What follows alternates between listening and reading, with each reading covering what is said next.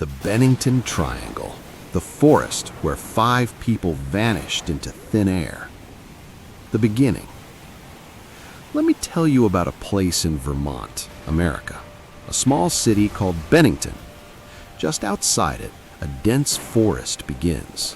The area around Glastenbury Mountain looks completely ordinary. Green trees, hills, small trails. Nobody could ever imagine that this place would one day become famous all over the world. And not for any good reason, but because people disappear here. Completely disappear, like they were never there at all. This happened between 1945 and 1950, just 5 years. 5 human beings in this same forest, in this same triangle. And to this day, nobody knows where they went, what happened to them, whether they're alive or dead.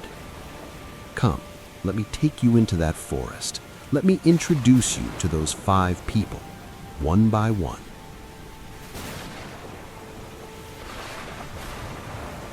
The first man, Mitty Rivers. It was the morning of November 12th, 1945. Winter was coming. The leaves had fallen from the trees. A yellowish haze hung over the forest. Mitty Rivers went hunting with his friends that day. He was 74 years old. Yes, he was old, but he was fit, sharp, and most importantly, he knew this forest like the back of his hand. He'd been coming here since childhood. Every path, every tree, every stream, every hill, he remembered it all. He also worked as a guide. People would call him when they needed to go into the woods. That day, there were 4 friends. They left in the morning, kept hunting. Everything was fine until afternoon. Then it was getting towards 4 in the evening. Mitty told his friends, "I'm going to go a little ahead. There's a spot where I saw a lot of game last time. You folks keep coming slowly. I'll meet you up ahead." His friends said okay. Mitty moved ahead, through the trees, on dry leaves. Fog was starting to settle in. 5 minutes later, his friends started calling for him. No answer. They moved forward a bit, called again. Still no answer. Now they got a little worried. They went the way Mitty had gone. Footprints were clearly visible on the wet mud.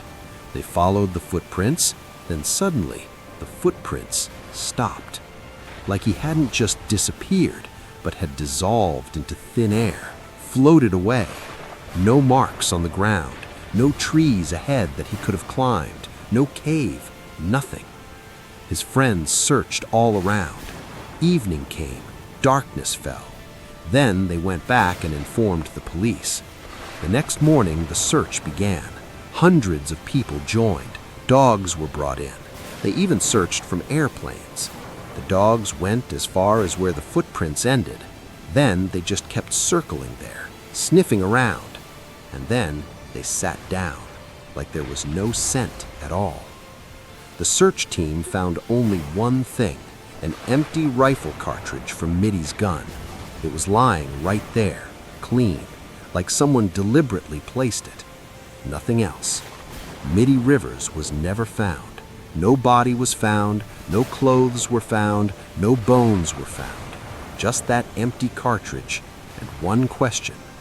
Where did that 74-year-old man who knew this forest by heart disappear to?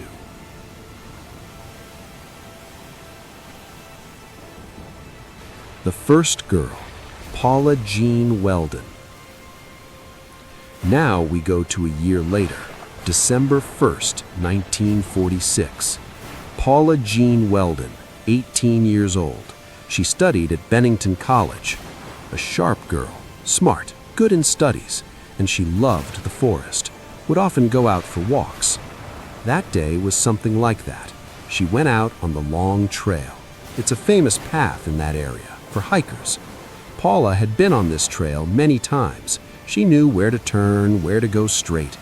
Around noon, an elderly couple saw her.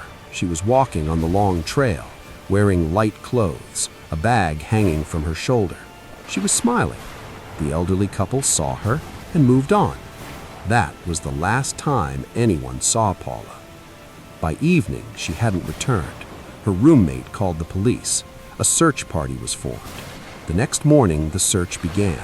Hundreds of people went into the forest. Cops, volunteers, college students, nearby